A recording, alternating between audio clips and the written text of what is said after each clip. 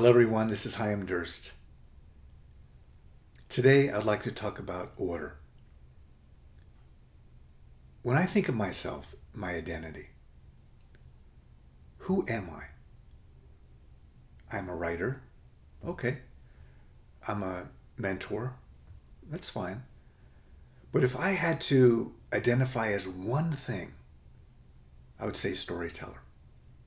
The reason I have been able to help so many people is because I help them tell their story in a manner that is gripping, compelling, and lasting. Leaves a lasting impression. I help them tell a story in a manner that helps them brand themselves. I help them tell a story so that they appear very vulnerable, likable, that they tell a story that shows their self-growth, their capacity for self-knowledge.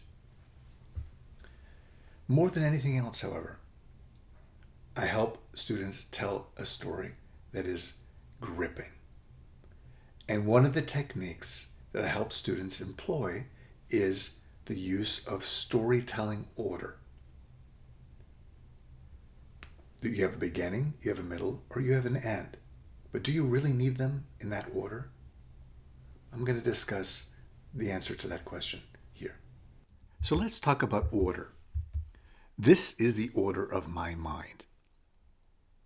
A little bit disturbing. Where's the structure? Ah, there it is. It looks like I'm focusing a camera lens in on the internal workings of my psyche. And if you look close enough, you can see a face there, multiple faces, different sides of my identity. This is a digital image that I created. So when we think of an order of a movie or a story, oftentimes when it's a children's book, there's a simple beginning, middle, and end. But that's not really interesting. Linear ordering is comforting when you're a child, but it's often very forgettable. For that reason, most of the stories that I read now, or movies that I watch now, thrust me right into the middle of the action. If not, how can they keep the viewer or the reader's attention? And how can they hold it over the course of the length of the movie? As a writer, you only have 90 seconds to do that with the reader. One of my favorite movies is Swordfish. It begins with an explosion. We have no idea what's going on. Then it pans out. It explains what led to that crisis. And then it goes back to that explosion and provides some sort of resolution. I like that structure. It's a very effective order. Action, pan out, explanation, resolution. Now, keep in mind, life very rarely has a clear resolution. So it's perfectly fine if your essay doesn't either. You may have a fight with someone, an argument, then pan out, explain what happened with the argument. And then you may go back to talk about ways you could try to resolve this. You may not have resolved it yet. Maybe show that you're working on it. And by doing so, you show self-knowledge, vulnerability, and the capacity to grow. Rather than if it's just a clean cut, this happened, we fixed it, it's over type resolution. I'm going to give you an example from an essay, one of my favorite. A sweaty elbow connects with my jaw. I hit the ground hard and get kicked in the rib cage 3 times.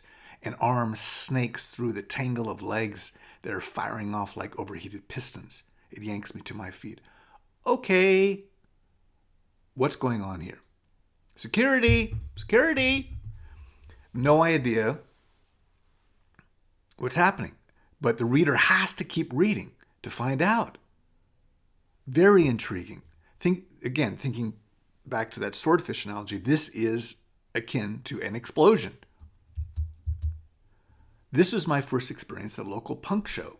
Although I woke up sore and with a pounding headache the next morning, I will forever cherish that night. For the first time in my life, I felt an incredible sense of unity and release. The combination of the intense music and bodies smashing into one another made me forget all about the restraints, my personality, the code of decorous behavior I'm expected to adhere to. Okay, now the writer's panning out, explaining what that scene was about.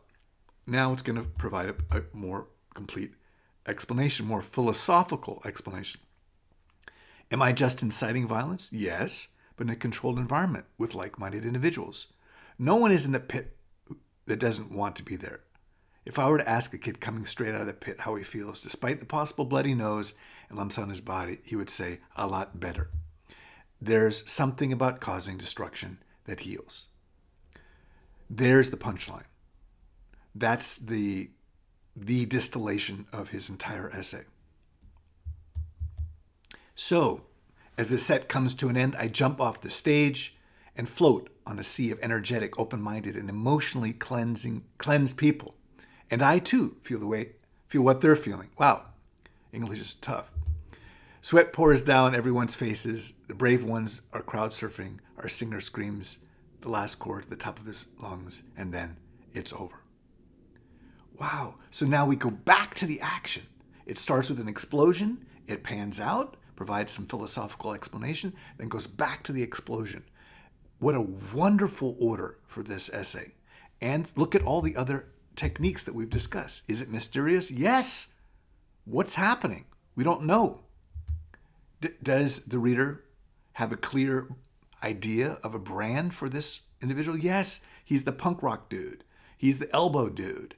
He's the piston with the snakes dude, right? He's the crowd surfing dude. Any of those would clearly brand this individual. Or as I would brand it, destruction sometimes heals through punk rock. Something along those lines, so it has a little bit of philosophy in there and it has a lot of the action in there. Does the writer balance description and personal philosophy? Absolutely. This is not a descriptive essay. It has elements of description at the beginning and the end, but that's it.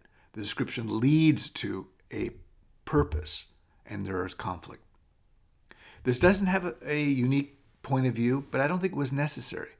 And the writer doesn't use the pronoun you in this, so that's fine too. You don't have to use every single technique that we've discussed. Just use the ones that seem to fit for you.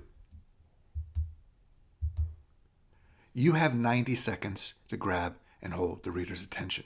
How will you do that? One of the most effective ways is to use the order of your story in a gripping and compelling manner. Think of yourself as a storyteller. Because you are. You tell yourself a story each moment in your mind. You tell it to others throughout the day. Now, when you tell this story, be prepared to mix things up a bit in order to grab the reader and hold their attention. Be prepared to thrust the reader right into the action. Then pull back and describe what's going on. Infuse your essay with some of your personal philosophy. And then, as a bookend, go right back to the action. That is a very effective structure to essays, and one that I want you to consider to use in yours. Thank you for joining me today. My name is Chaim Durst.